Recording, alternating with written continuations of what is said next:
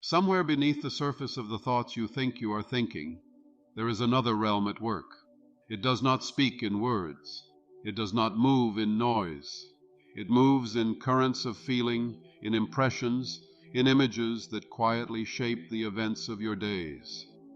While you walk, talk, worry, and plan, this silent power is arranging the conditions of your life according to the patterns it has been given. You could call it your subconscious mind, your inner factory, your hidden power plant. Call it what you will. It is the invisible architect of the visible world you inhabit. You are about to walk into its workshop.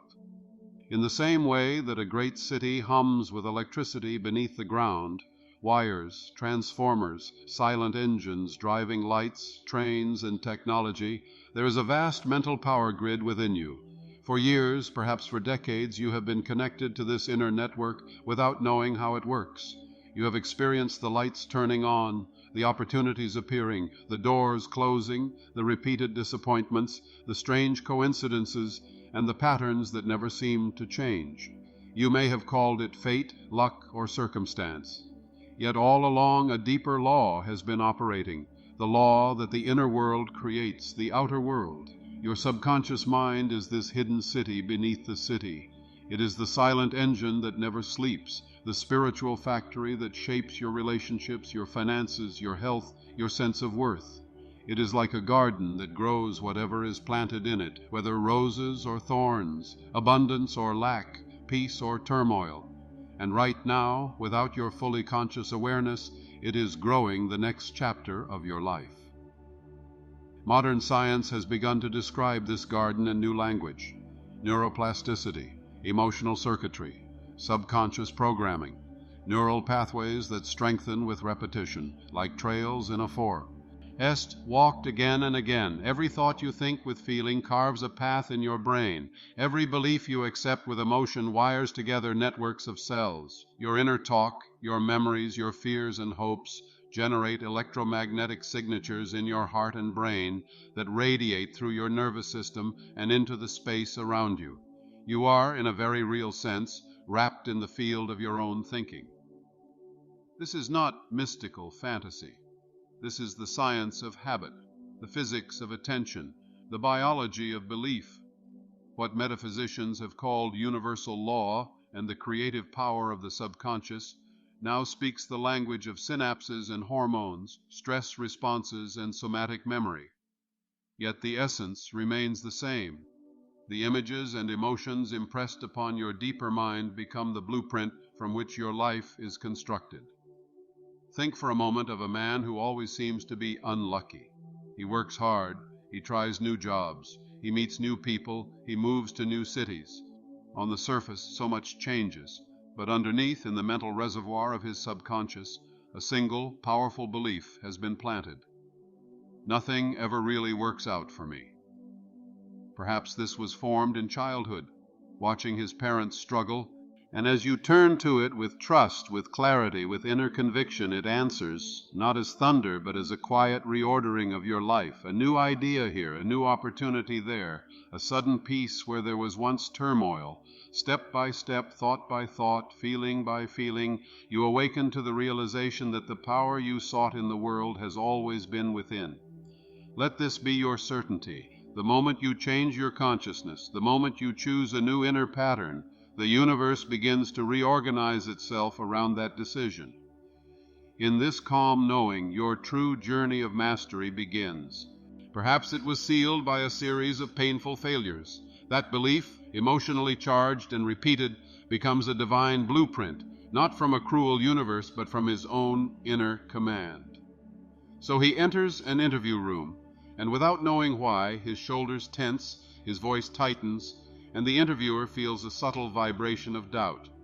He enters relationships and unconsciously chooses partners who confirm his hidden script. The outer chaos is the blossoming of an inner seed. The subconscious mind is not punishing him. It is faithfully creating according to the pattern impressed upon it. It is the most loyal servant in existence.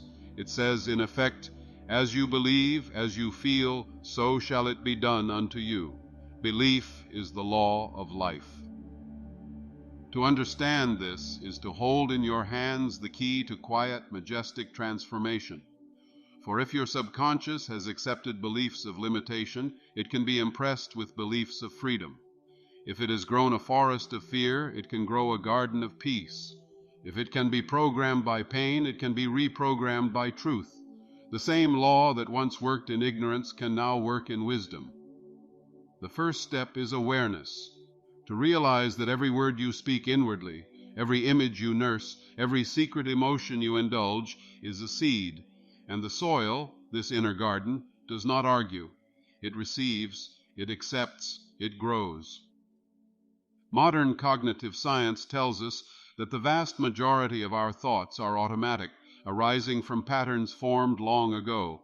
Emotional patterning, laid down in childhood and early experiences, becomes a kind of script running in the background. You react to a tone of voice as though you are 5 years old.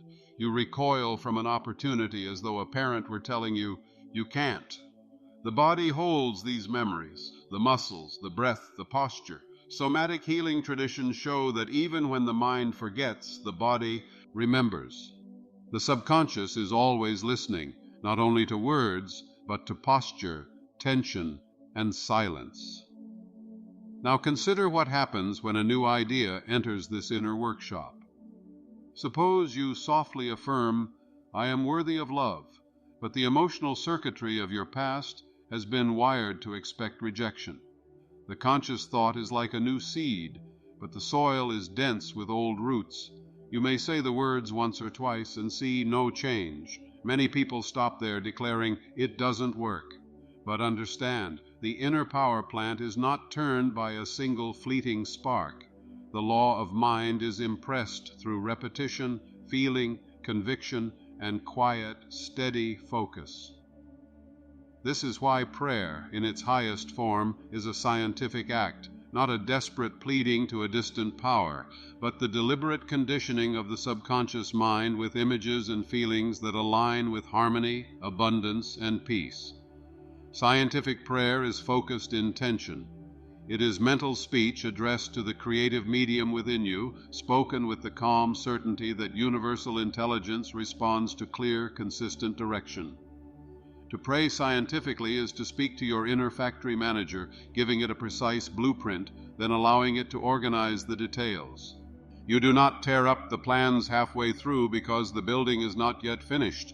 You persist. You remain loyal to the end result in your mind, knowing that what is pictured within will, in due season, take form without. So you may sit quietly, letting your breath slow, and say within yourself, "Divine intelligence within me is now guiding my thoughts, my choices, and my steps. The infinite power that created this universe is active in me as wisdom, order, and love. I am aligned with the law of good. All that belongs to my highest good now flows to me in perfect ways." These are not magic words. They are instructions to the silent engine, a gentle but firm command to the infinite power within. As you repeat such thoughts, feeling their truth, you are reshaping your neural pathways. You are rewiring the circuitry of fear into a new pattern of trust. You are generating new electromagnetic thought forms, signaling to your body that it is safe, that it may relax, open, and receive. Over time, the subconscious, which has been listening the entire time, begins to accept this new pattern as normal, and what is accepted within eventually appears without. Your life, then, becomes an outpicturing of the prayer you have been praying in secret.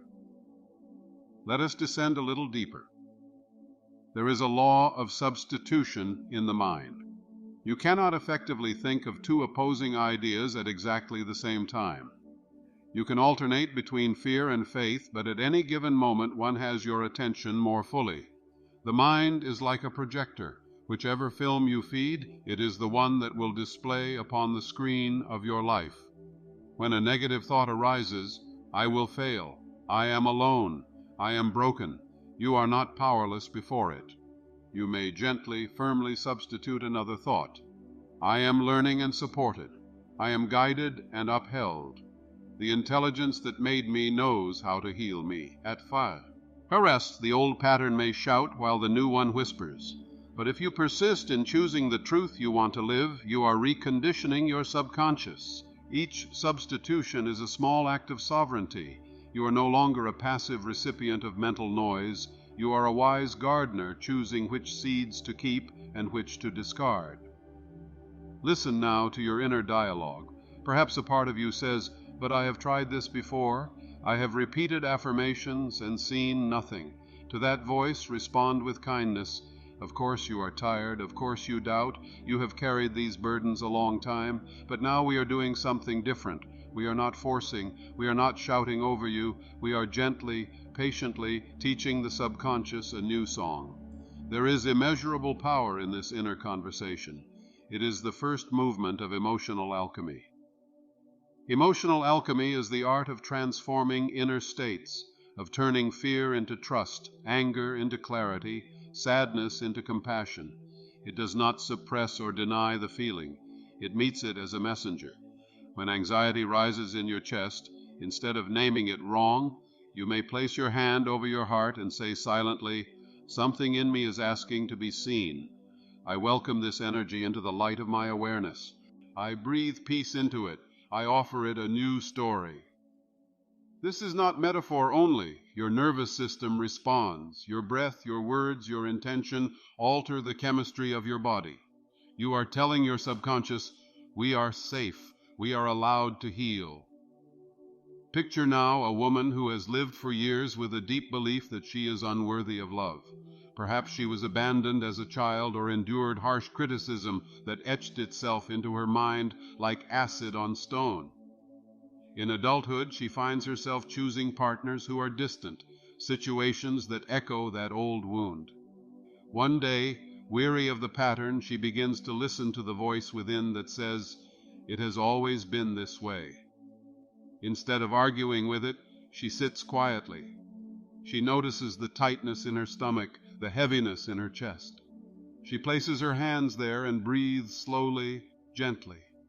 She whispers, "I see you. I know you were hurt, but we are not there anymore. There is a greater truth.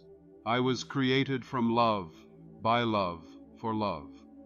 The intelligence that formed the stars formed me. I am not an accident. I am not a mistake. I am a necessary expression of life." She repeats this each day, not feverishly, but calmly, as a scientist repeating a trusted experiment. She envisions herself surrounded by people who cherish and respect her. She holds the image of a loving partnership in her mind, not grasping, but grateful. Slowly, the old neural pathways of shame weaken and new pathways of worth and belonging strengthen. Her posture changes, her choices change, her relationships change.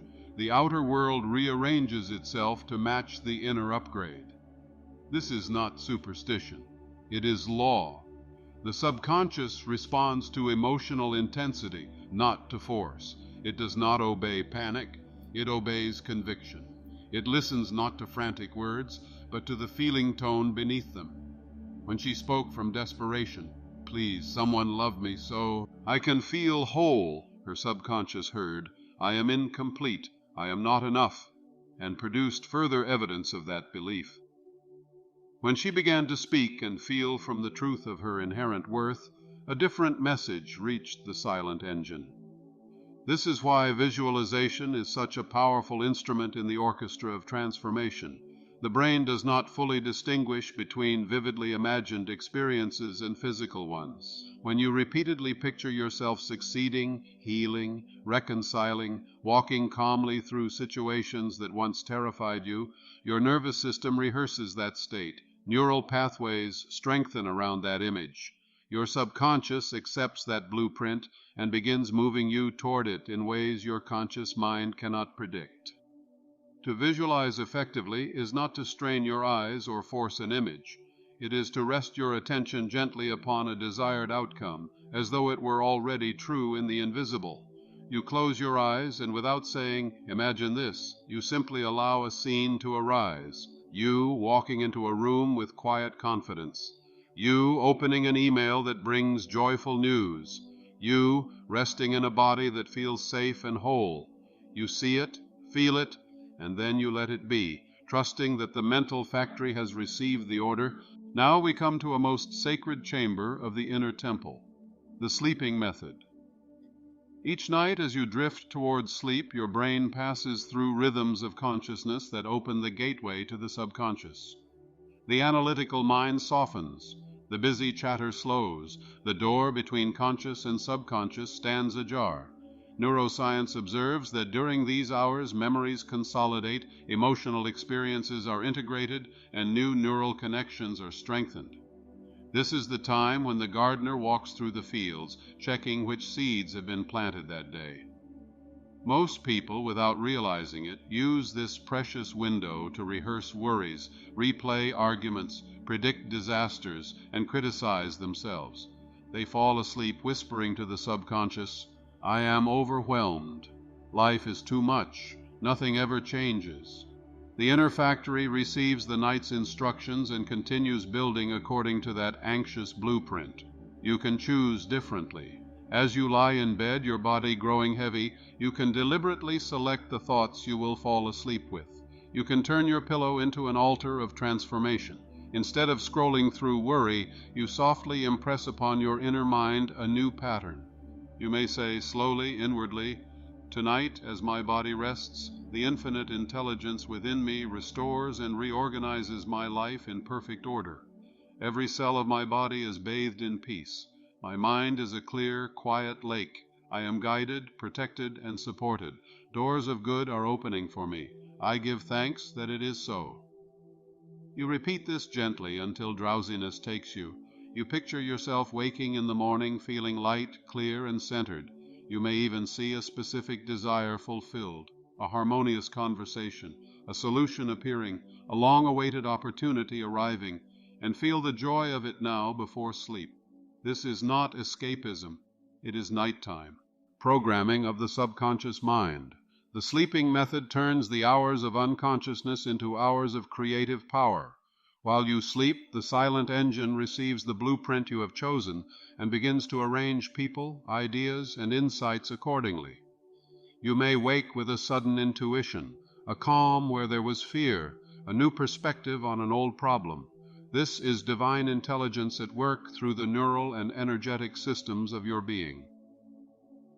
There is another sacred principle that greatly magnifies this work: secrecy and silence. When a gardener plants a seed, he does not dig it up every few hours to show it to his neighbors. He covers it, waters it, trusts the unseen processes beneath the soil. In the same way, when you are impressing a new idea upon your subconscious, there is great wisdom in keeping it as a quiet inner flame rather than broadcasting it to everyone around you, not because others are against you, but because their doubts, their skepticism, their casual words can stir up your own. And every time you argue, defend, or explain, you are often planting seeds of uncertainty in the very soil you are trying to cultivate. Keep your deepest intentions as sacred as a prayer whispered in a temple at midnight.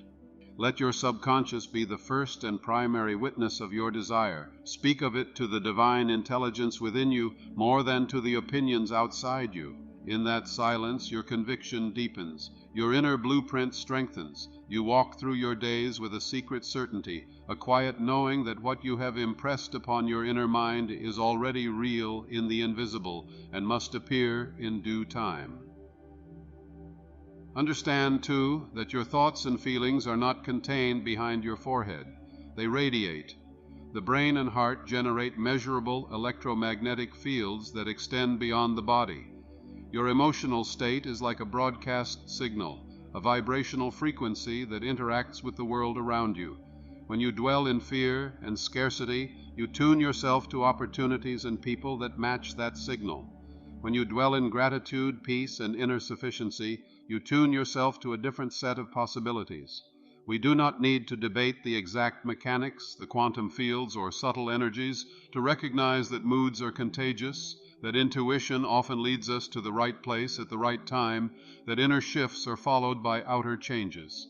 The important point is this: by working with your subconscious, by consciously choosing your mental images and emotional tones, you are participating in a larger universal intelligence that responds to your inner state. Now, let us move from concept to direct experience. Allow your shoulders to drop just a little. Let your jaw soften. Notice the rise and fall of your breathing. You are not trying to achieve anything. You are simply arriving here, in this moment. And as you listen, let the words not be mere information, but a gentle invitation to your deeper mind.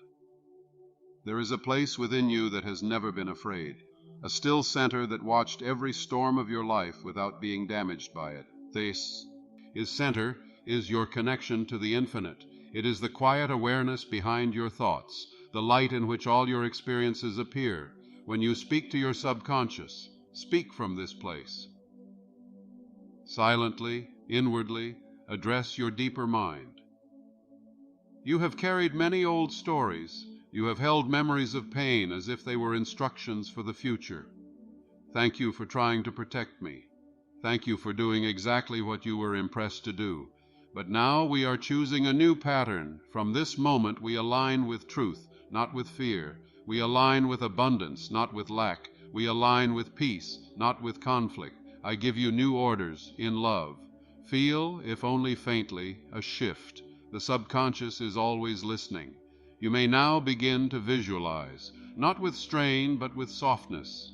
Picture yourself as you truly wish to be, not in the distant future, but now, in this moment, as a present reality in the unseen. See yourself waking in the morning with calm in your chest. See yourself walking through your day as one who is guided. See your body responding to this inner peace, your nervous system relaxing, your thoughts becoming clearer. If there is a particular situation that troubles you, see it resolving in harmony.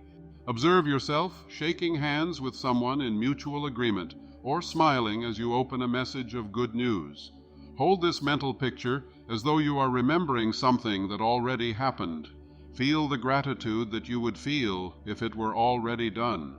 Let that grateful feeling be the emotional signature you broadcast to your subconscious and into the field around you. These images, infused with feeling, become the divine blueprint your inner factory will follow. Your conscious mind may say, "But this is only in my head."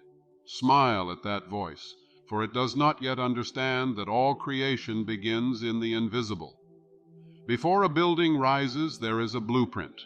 Before music plays in a concert hall, it exists silently in the composer's mind. Before a tree appears above the soil, there is a seed hidden in darkness. In the same way, your visualizations are not fantasies, they are the first stage of form. Now let us apply emotional alchemy to a pain you may carry. Bring to mind a difficulty, perhaps a feeling of not being enough, or a fear about money, or a sense of loneliness. Do not dive so deep that you feel overwhelmed. Just touch the edge of it, as you might place your fingertip on the surface of cool water. Notice where in your body you feel it most strongly. Your chest, your throat, your stomach. Now breathe gently into that place. Inhale, as though you are drawing light into that tightness. Exhale, as though you are allowing it to soften. As you breathe, silently speak to that sensation. You are welcome here. You have been trying to protect me, but you no longer need to carry the story that created you. I now offer you a new meaning. Then offer it. This sensation is not a sign that I am broken. It is a sign that I am ready to heal. It is energy asking to be reorganized by love. Feel, even if subtly, the edge of that sensation soften. You have just performed emotional alchemy. You have taken a raw experience and infused it with a higher interpretation. The subconscious hears this new meaning. It rewires associations. It creates new pathways. Over time, the triggers that once brought panic now bring presence. The same circumstances that once immobilized you now invite you to return to the inner center. There is one more truth to anchor firmly in your awareness. You are not working alone. Divine intelligence flows through all human beings, including you. It is the life in your breath, the wisdom in your cells, the order in your DNA. It is the same intelligence that keeps planets in motion, that heals a cut on your finger, that turns a seed into a forest. When you direct your subconscious with love, you are aligning with this universal intelligence. You are not commanding a reluctant servant. You are cooperating with a willing, creative power that seeks your highest good. So when you practice scientific prayer, you are not begging an external deity. You are affirming the truth of your oneness with infinite mind. You are saying, in essence, let that which is already true in the divine blueprint express itself in my life. You are claiming with calm authority your place in a universe governed by spiritual law. From this standpoint, every area of your life becomes a canvas for inner work. Money is no longer just a number. It is a reflection of your beliefs about supply and support. Relationships are no longer random. They mirror your assumptions about your worth and your expectations of others. Health is not merely biology. It is the interface of thoughts, emotions, lifestyle, and the deeper intelligence animating your body. When you change the inner pattern, the outer picture must reorganize. Picture now your life as a vast mental factory. Every department, health, love, wealth, creativity, is staffed by subconscious workers following the orders you have given them over years. Some departments have been told, "We never have enough." Others have been commanded, "We are always betrayed." Others have heard, "We must be perfect or we will be rejected." These workers are not malicious, they are simply loyal. They are following the scripts taped above their workstations. Today, in this very moment, you are promoted to the role of chief architect. You walk into the factory with a new set of blueprints rolled under your arm. They are plans for a life of calm abundance, loving connection, purposeful expression, and deep inner peace. You do not storm in, shouting that everyone has been wrong. You simply begin replacing the old signs with new ones. Where it once read, "We never have enough," you place, "We are always guided to abundant supply." Where it once said, "We are always betrayed," you post, "We attract relationships that reflect mutual respect and love." Where it once cried, "We must be perfect," you gently pin up, "We are worthy as we are, growing and evolving in safety." The workers look up, confused at first, then relieved.